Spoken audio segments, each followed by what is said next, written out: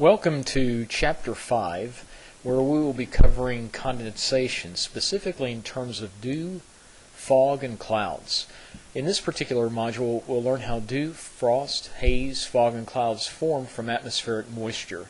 Recall from Chapter 4 we talked about moisture. And then we'll also talk about the classification of fog. There are different types of fog formations and cloud types from observation. So we'll learn how to identify clouds and actually how to use some of those clouds in terms of forecasting. Let's start off with the formation of dew and frost. Basically, the way this works, we know that everything on Earth emits and absorbs radiation. In objects such as grass and the ground, we know emits infrared radiation, and as it emits infrared radiation, it begins to cool, and eventually it will cool to its dew point. And at this point, condensation will occur. Now, if your dew point temperature is below freezing, it's termed the frost point.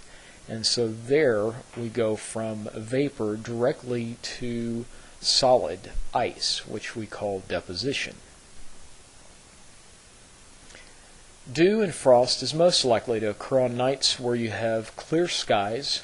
Recall that clear skies gives us the ability to emit infrared radiation up and out of the atmosphere, and basically winds that are calm. We want to prevent mechanical mixing, where we take some of the warmer air above and move it down to the surface. So you want to make sure that your winds are calm so you do not have this mechanical mixing. You recall that from Chapter 3. We talked about taking warmer air from above, mixing it down to the surface, and warming the surface. Basically, we want to cool things or objects to the point where it reaches saturation.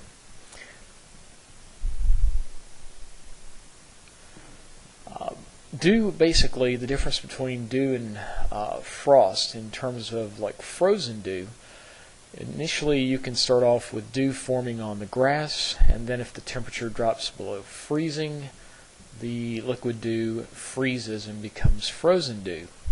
This is often mistaken for frost. Frost occurs when your air temperature cools to the dew point, but your dew point is actually at or below freezing. We term this the frost point instead of the dew point. Do you remember Mountain Sim? We worked on it recently, and basically what you should have picked up from Mountain Sim at this point is that the leaf in this particular example, as it begins to move toward this saturation vapor pressure curve that I'm outlining right now. Notice this is temperature versus vapor pressure. Recall that the vapor pressure is measured in terms of millibars. And so the more pressure, as we increase pressure, that's an indication of more moisture in the air. So 40 millibars of vapor pressure would indicate more moisture in the air compared to 10 millibars.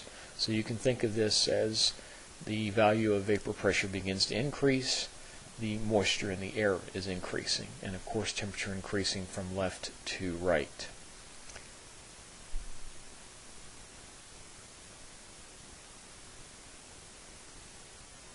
Now recall this leaf here as it began to, we're not changing the vapor pressure if we move it directly right to left. The vapor pressure is about 19 millibars. But we are cooling it. We're taking this leaf that was initially about 25 degrees Celsius, and we cool it to about, it looks right about 18 degrees Celsius. At the point when it cools to 18 degrees Celsius, hits the saturation vapor pressure curve, it will change from water vapor to liquid. And so we have condensation that occurs. I'll come back to this a bit later. And this is actually a saturation vapor pressure graph out of your book. Temperature increasing from left to right, vapor pressure increasing as we go up. And you see that this saturation vapor pressure curve here is a function of temperature. So if I were to look at a temperature of 30 degrees, the actual vapor pressure is about 42 millibars. Now, do you remember how we defined a relative humidity?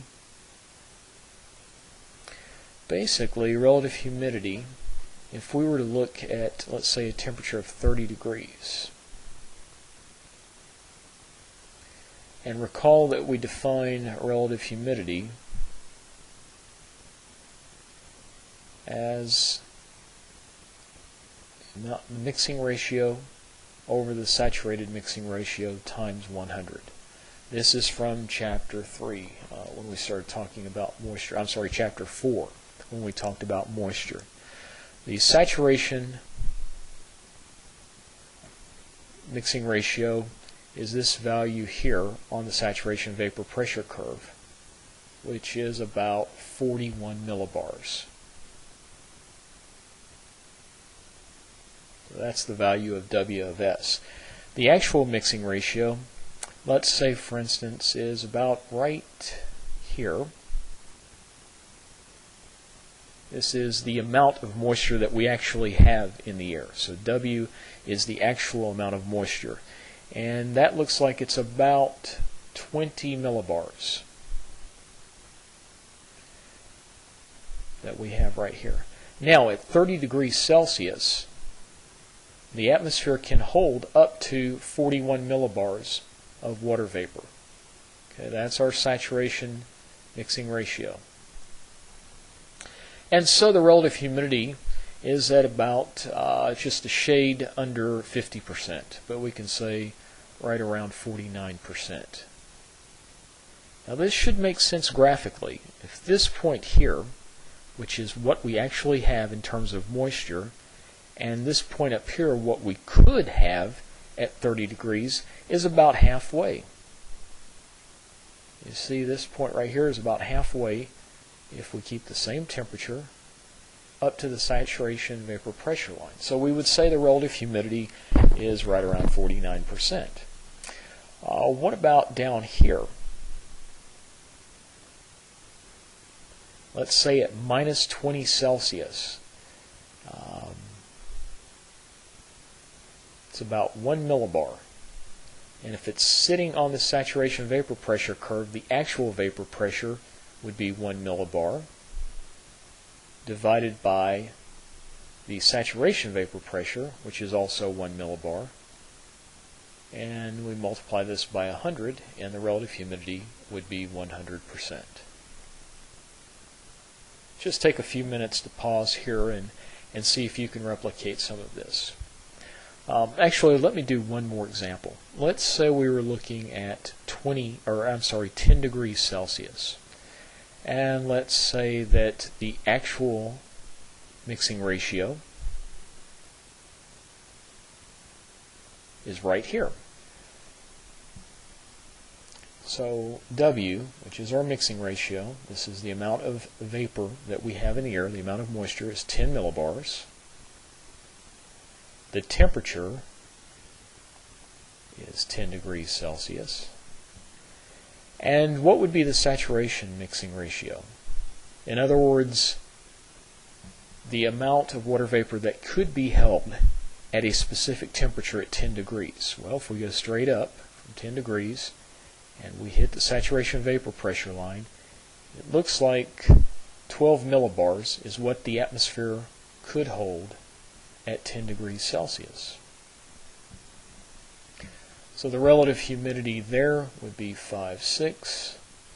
If we reduce the fraction there, that works out to be about 83%. So the relative humidity at this point would be about 83%. Notice that as we increase in temperature, if we come out here to 40 degrees, the atmosphere could actually hold up to 70 millibars of saturation, or actually of moisture, 70 millibars of water vapor. So that should give you an idea how this particular graph works. Okay, well, we've got an idea about moisture, and we've got an idea of how cooling plays a role in producing condensation. But to actually have condensation, you have to have something that condensation can form on. For instance, pieces of dust, volcanic ash, smoke, salt, sulfate particles, all these which we call aerosols, these tiny particles in the atmosphere provides basically a place where we can actually have condensation occur. And you see right here in the figure here, the actual condensation nuclei is shown by this blue round circle here. And then all of the water vapor, which I'm circling now, you notice they're beginning to attach themselves to this condensation nuclei. This condensation nuclei here may be salt or dust or different types of particles in the atmosphere. This is what we call condensation nuclei. Now, some condensation nuclei are actually better attractors of water vapor than others. For instance, salt, sulfuric and nitric acid particles are excellent attractors of water vapor. And in fact, you can actually get condensation on these nuclei at relative humidities quite a bit lower than 100%. We call these types of nuclei hygroscopic nuclei. Then there are some that are repellers of water vapor, as you see here. Water vapor does not stick very well to these particular type of condensation nuclei. Some examples of that are oils and gasoline. And so it would take relative humidities in excess of 100% to produce condensation on these particular types of condensation nuclei. We term this hydrophobic nuclei. Okay, let's look at, we'll start with haze, and then we'll move into fog, and then into clouds. But basically, a definition for haze is just a layer of dust or salt particles suspended in the air. During the day, we know that relative humidity is a function of temperature, and we know that as temperature increases during the day, the atmosphere can hold more water vapor. And so the relative humidity typically begins to decrease during the day. So it's a bit more difficult to produce condensation during the day in terms of this type of setup. So basically your haze will be what we call dry haze. And so visibility during the day is not impacted that much. However, as night begins to move in, the air begins to cool. Again, remember the saturation vapor pressure curve that we have. And as we take an air parcel and we begin to cool it toward the saturation vapor pressure curve, relative humidity increases, and so we begin to get condensation on some of this, on some of the most hygroscopic nuclei, some of the most active of the nuclei. This produces a wet haze which can restrict visibility quite a bit. In terms of fog, basically the haze particles that we have, as they begin to grow larger and larger and more condensation begins to occur on some of the less active nuclei, we begin to get a condition termed fog. And fog is defined basically by visibilities less than 1 kilometer or about 0.6 of a mile.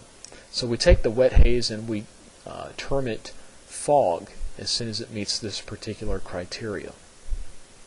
Now, we need condensation nuclei present to produce condensation.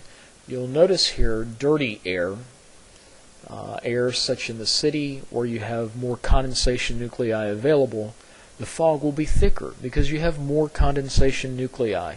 You have more pollution in the city compared to cleaner country air. So typically you might find the fog a bit thicker than in some of the cleaner country air. And the reason is that there's just simply more condensation nuclei in dirty air than there is in clean air. So the question at this point, how do we form fog, and once it forms, how do we maintain it?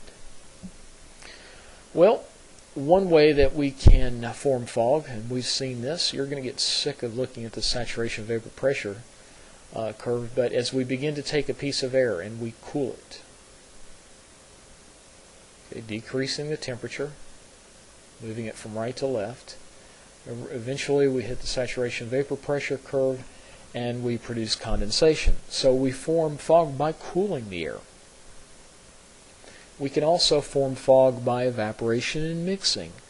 There's an example in your book that does an excellent job. We have two parcels of air. Parcel A, which you see has a temperature of 20 degrees Celsius, a dew point temperature of 15, and a mixing ratio, W here, which is an indication of moisture, of 10.8 grams per kilogram.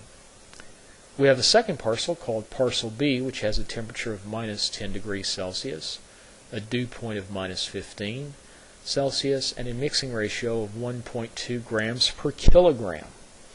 Notice the warmer parcel has the higher amount of moisture, 10.8 grams per kilogram versus 1.2 grams per kilogram in the second air parcel.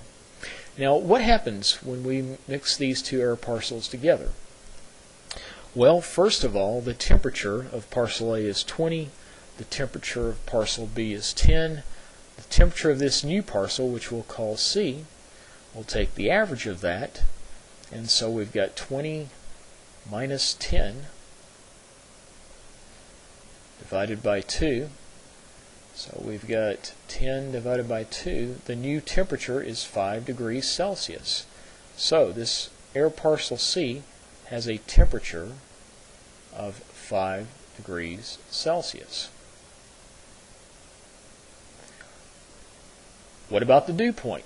Well, we see the dew point here 15 and minus 15. We've got a dew point of 0.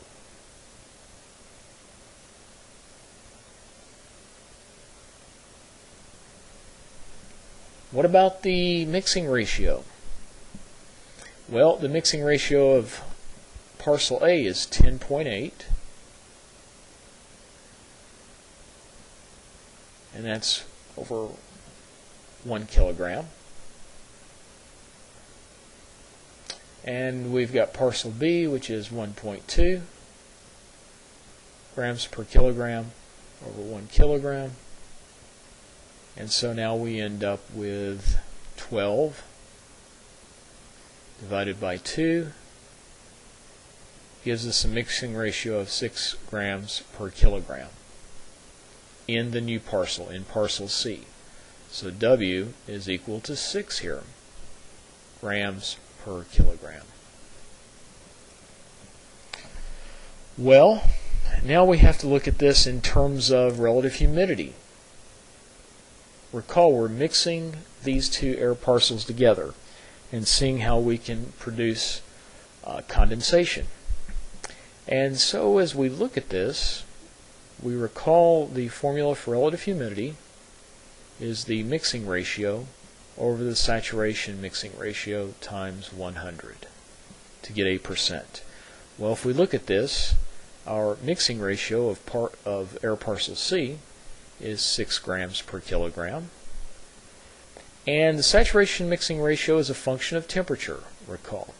You know, the saturation vapor pressure curve. So our air parcel of our new air parcel is 5 degrees. So we see over here air parcel is 5. The saturation mixing ratio is 5.5. And so now we've got 6 divided by 5.5 times 100 gives us a relative humidity of 109%. So that's in excess of 100%. So we do have condensation occurring with the mixing of these two air parcels together.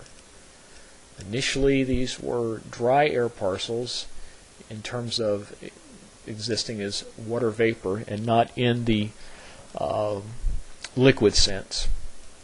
We mix the two air parcels and now you have condensation occurring. So two methods of forming fog: cooling the air and evaporation and mixing. Now once fog is formed, how do we maintain it? Well, New fog droplets, which constantly form on available nuclei. In other words, the air must either maintain its saturation by continually cooling, which happens at night, or by evaporation and mixing of vapor into the air. So we need available condensation nuclei for water to be able to condense on. We also need to keep the temperature cooling, or mixing and evaporating are the two processes to maintain. Let me ask you right now, let me go back to this slide here a second. How would we basically disintegrate fog? Well, recall that saturation vapor pressure curve. This is water vapor in terms of millibars, increasing as we go up in temperature in degrees Celsius, increasing from left to right, and then the saturation vapor pressure curve. To have condensation, we must cool the air parcel to where it's actually touching the saturation vapor pressure curve. If we wanted to move it from liquid back to water vapor, what would we do? Well, we would take the temperature and increase. So we would increase the temperature of the air parcel, and now it's moving away from the saturation vapor pressure curve, and so now it would go from liquid back to water vapor. So one way that we can deplete fog or disintegrate it is we simply warm the air. And we'll come back to that here in a few minutes.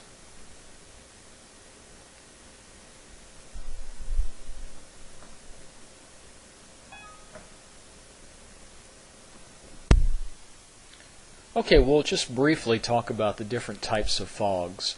You see there we have radiation fog, advection fog, upslope fog, evaporation mixing fog, and precipitation or frontal fog. We won't spend a lot of time on these different types of fog because I'm more interested in you understanding how fog forms. Basically with radiation fog, this is fog produced by cooling. The Earth emitting infrared radiation typically occurs in late fall and winter, and like I mentioned earlier, associated with light winds and cold nights. Typically, light winds and cold nights occur in areas of high pressure, you know, the big H that you see on a surface map. So those are typically areas that you would look for in terms of radiation fogs. Radiation fogs form from the ground and move up as the night progresses, as more and more of a deeper layer of air begins to cool. So earlier I asked you the question, how does radiation fog dissipate? Well, recall that we have condensation occurring once we have reached the saturation vapor pressure curve. I'll mark that right here. And if we want to dissipate it, we need to warm it. So as the sunlight begins to penetrate the fog, it warms the ground. The ground begins to emit radiation. It also begins to absorb radiation, and so we begin to get air parcels warming. And as we're showing warming here, we're moving away from the saturation vapor pressure curve, and so we begin to go from liquid back to water vapor, and so we begin to basically evaporate the fog. Advection fog, that occurs when we get warm moist air that moves or advects. We talked about the term advection, and that's the horizontal movement of air. So you have warm moist air moving over a cold surface, and so recall that when you have heat energy transfer, you're transferring from warm to cold. So the warm moist air begins to cool as we begin to get a transfer of energy from the warm moist air to the cooler surface. And so as we begin to cool the air, again, remember cooling, we move toward the saturation vapor pressure curve. We cool it to its dew point, and the dew point temperature, again, recall the dew point temperature is the temperature that we have at condensation. So the temperature dew point at this point would be about 12 degrees Celsius. And so as we cool the temperature to its dew point, we create this type of advection fog. Typically this forms above oceans due to mixing currents, or when we get warm ocean air rolling into cooler waters, such as you see here in San Francisco. Now the difference between radiation and advection fog, recall we're cooling both areas, but advection fog is when we move air, when we advect it. So it always involves the movement of air, where radiation fog does not. And you see a couple of other areas there where where advection fog can occur. Basically, when you have the southward flowing Labrador current in the North Atlantic flowing past the warm Gulf Stream that moves up the eastern coast of the United States, and so we begin to get some of this warmer air moving over, some of the warmer air from the Gulf Stream moving over the cooler air of the Labrador current. We begin to cool that air and we produce advection fog. Now, as you may know, I'm from Louisiana, and I've seen this type of fog in the wintertime when we have warmer, moist air coming in from the Gulf of Mexico, flowing over the cooler continental air that we have, and so then you would cool that warm, moist air until it produces condensation. Upslope fog. This is very similar to what we've seen in mountain sim as we begin to take an air parcel and we move it up the mountain. The air parcel begins to cool, and the air parcel represented by the leaf here, if we begin to cool it, it reaches saturation when it hits the saturation vapor pressure curve, and we produce condensation. Same idea here. We take air, we move it up the mountains, we begin to cool it until it reaches saturation, and we produce condensation. We typically see this during the winter and spring on the eastern side of the Rockies. Now, evaporation or mixing fog, basically that occurs when we take, again, we're mixing air. We mix warm unsaturated air with cool unsaturated air, just as in the example that I talked about earlier where we had parcel A and parcel B both unsaturated. We combine the two air parcels and we saturate the air parcel. You'll recall in the example that the relative humidity of the new air parcel was 109%, and you saw how we did that. Steam fog is an example of this. Now, what I'd like you to do is just take a few minutes and look over this summary here. This is a nice summary from your textbook over what we've covered so far.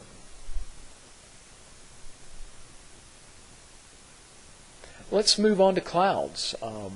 I find that students love to look at clouds, specifically being able to identify clouds and basically seeing how to make forecasts from clouds. Basically, clouds are defined as water droplets in the atmosphere. They're suspended in the atmosphere. We will classify clouds based upon where they're located, if they're high up in the atmosphere, middle, or low. And we'll also talk about vertically stretched types of clouds. And there are several cloud types. And in fact, if we look at this summary of cloud types, there's a lot going on here. The high clouds are basically 23,000 feet and up. Middle clouds are from about 6,500 to 2,300 feet. And then clouds that are below 6,500 feet exist here. So we've got the low clouds, the middle clouds, and the high clouds.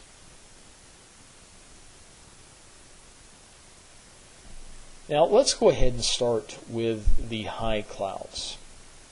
Now you will notice we are going to use two terms throughout this. We're going to use cumulus and we will use stratus.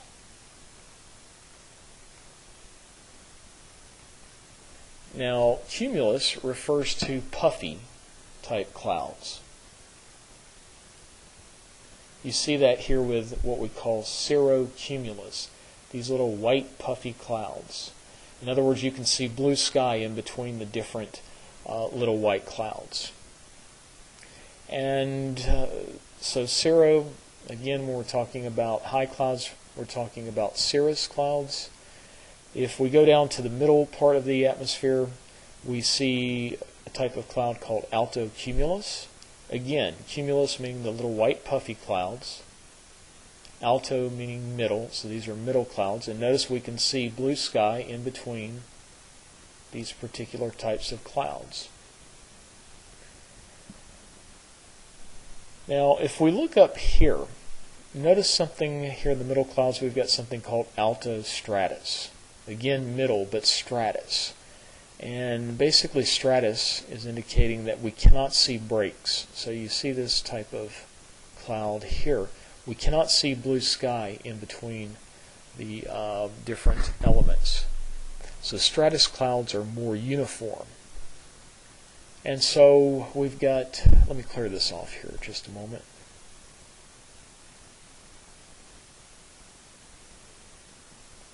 So we've got Cirrocumulus, high clouds, but cumulus, little puffy elements, and Cirrostratus. Cirrostratus are these type clouds here. So it's difficult really to see any blue sky here in these stratus clouds. We call those cirrostratus. So cumulus meaning breaks in between the cloud elements, stratus meaning basically uniform, stratified, not really seeing any type of break. And then we have these clouds, the nice little wispy clouds that you see very high up. We call these Cirrus Clouds. If we go down to the lower atmosphere, we see clouds such as Cumulus Clouds, Stratocumulus, Stratus Clouds, and we'll get into all of these a little bit later. Clouds that produce a steady rain, we call these Nimbostratus Clouds. And then everybody's familiar with the big Cumulonimbus Cloud. These are what we call thunderstorms. We call those Cumulonimbus. You notice the anvil top here across the top of it. These produce very intense precipitation, lightning, tornadoes, etc. We'll talk about each of these. Cirrus clouds. We'll start at the very highest part of the atmosphere. You see these are basically thin, wispy clouds. They're basically made up of ice crystals because they are so high up in the atmosphere. So cirrus clouds are pretty easy to identify. Cirrocumulus. Now, cirrocumulus, notice you can see areas of little blue in between these puffy cumulus clouds. We call these cirrocumulus. These are high clouds that are rounded puffs. They're typically less common than cirrus clouds.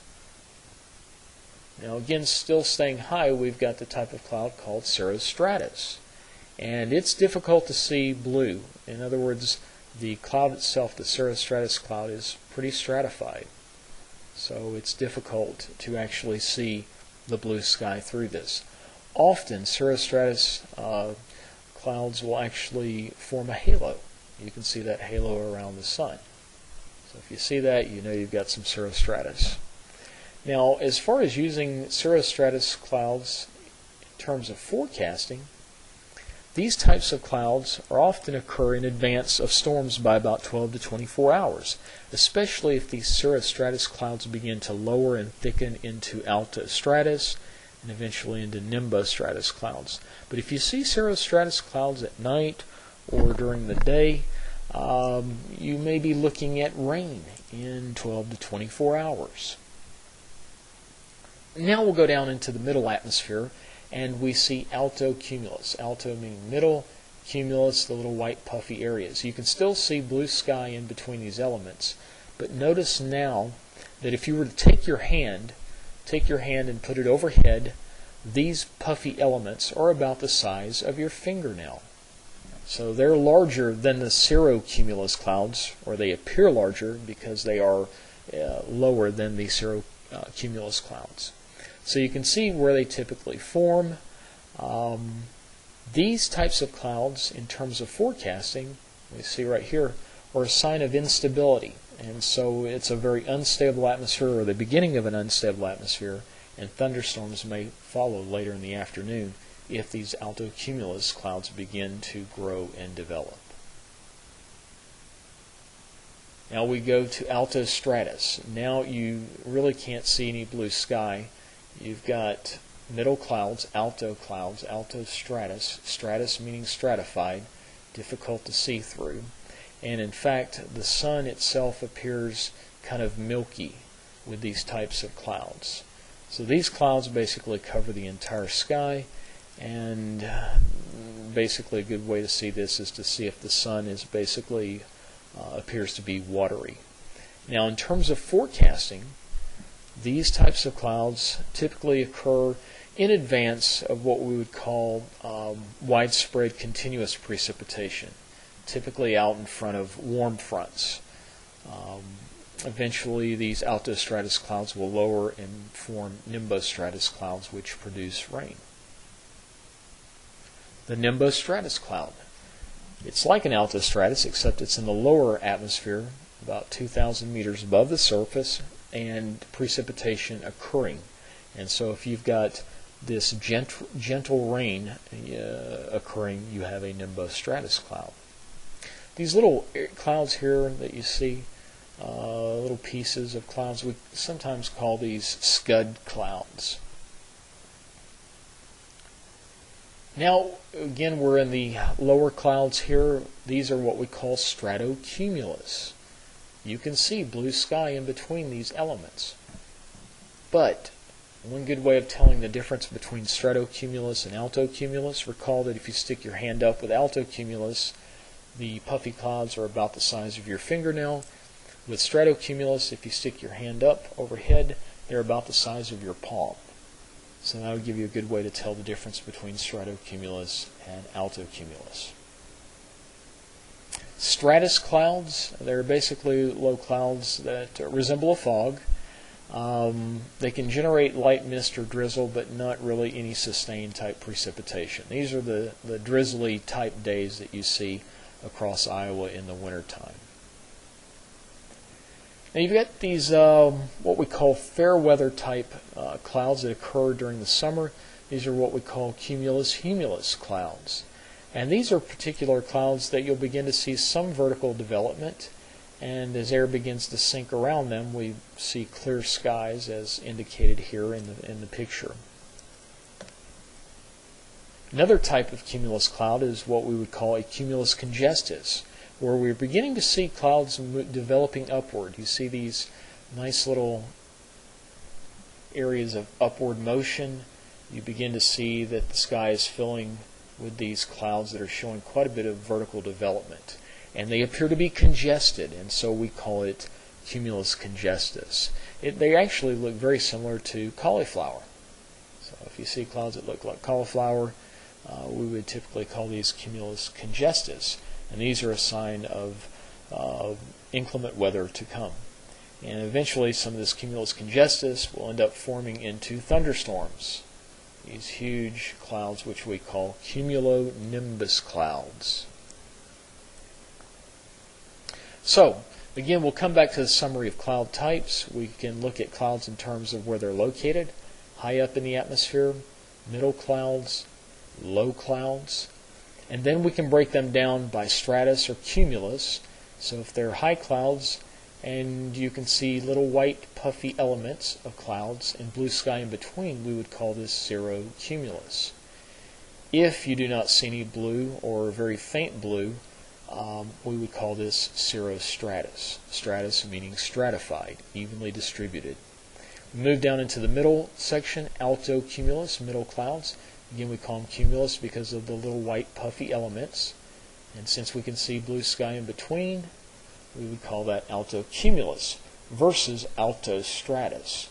This is the type of cloud where you would have the milky appearance or watery appearance of the sun. But you see the Altostratus cloud here that I'm outlining. Difficult to see blue sky. Then we go down into the lower clouds and the Nimbostratus, the one that generates rain. And then we have these types of stratus clouds, which are very thin clouds that typically cover the lower part of the sky. These are the days where we would have like fog and drizzly type precipitation. And then some of the lower cumulus clouds, which we would call stratocumulus or cumulus clouds that show vertical development. And then you see here the big thunderstorm cloud, which we call a cumulonimbus.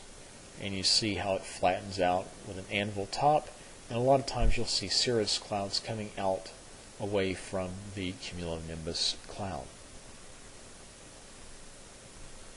A few other clouds that I think are pretty interesting, I'll just introduce here, what we call lenticular clouds. These are very beautiful clouds. They typically form downwind of a mountain range. when I was in graduate school at the University of Kansas, I would often see these coming over from the Rocky Mountains as they would begin to form. It's basically just air rising up over the mountain, begins to cool, condenses, and then begins to move down away from the mountain range. And they take on some really beautiful shapes here. Mammatus Clouds, these appear very ominous, but basically these are clouds that are associated with sinking air. And typically these can be out in front of a thunderstorm, and oftentimes they look like tornadoes, but they are not tornadoes. They're just clouds that are basically sinking down from underneath a thunderstorm. You've seen jet contrails. Basically, when you have the exhaust, it's providing vapor, nuclei for condensation. One thing that you can look at in terms of forecasting, if these contrails evaporate very quickly, then the atmosphere is pretty dry, and so you don't have a lot of moisture. Now keep in mind, it's very high in the atmosphere, so we're talking about upper level moisture. But now if you have these contrails that maintain for a while, that's an indication that you have moisture present in some of the higher areas of the atmosphere. So that's a sign that your atmosphere is beginning to moisten and you could have rain down the road. Okay, we finished with clouds. Let's just close out this module with a few items in terms of satellite observation of clouds.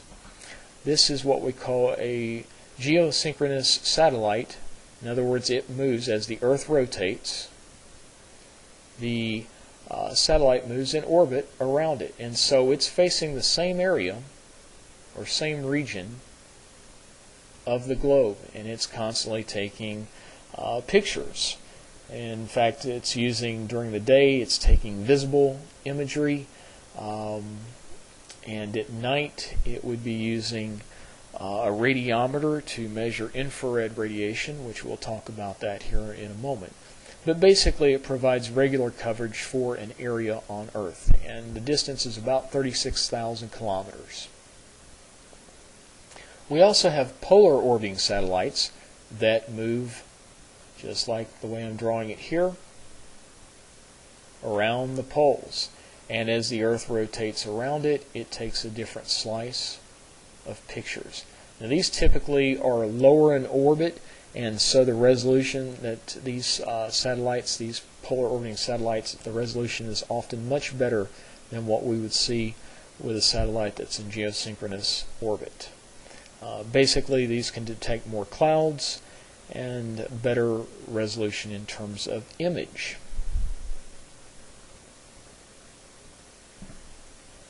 Now, some of the sensors on board, I mentioned that. I mentioned like a radiometer, which can actually detect infrared radiation. What you're looking at here is imagery. Some of the higher cloud tops that you see here in red would be indicative of some stronger storms. And so basically it can determine the cloud heat, and from the heat of the cloud we can infer its height. And so lower clouds would be warmer, and obviously higher clouds would be cooler. And they use a modified version of one of the does this look familiar to you? E is equal to sigma t to the fourth power. Stefan-Boltzmann equation uses a modified version of this to calculate a temperature, and then basically show the different images there. You see the imagery on the left. This is visible. Okay, so the sun is providing the source of light, and you see that basically all the clouds show up in white through here. If we look at an infrared, now keep in mind, remember that clouds emit radiation. They emit it out to space, they emit it to the surface. But infrared imagery, you can see darker areas here. You've got lighter areas and darker areas. Obviously, the darker areas would correspond to lower clouds. The lighter colored or the whiter areas would correspond to higher clouds, colder tops. So with infrared imagery, we can tell quite a bit more about the height of clouds, the intensity of the clouds, compared to what we would see in visible. Although visible can show some very interesting imagery. We can also use computer image enhancement to color some of the more intense, or some of the higher cloud tops that we see here that I'm circling in red. Typically these would be thunderstorms out ahead of this front. This is a low pressure area and a cold front that I'm drawing out here. And so computer enhancement can often tell us quite a bit about the changes in temperatures of cloud types. We can also use false color imagery. This is what we call a water vapor imagery. And so in this particular area, this area of green here, is areas of high moisture content. Some of the cirrus clouds here, and the darker gray areas that I'm showing here are areas of drier air. You see dry air moving in here. We've got some of the moist air up here.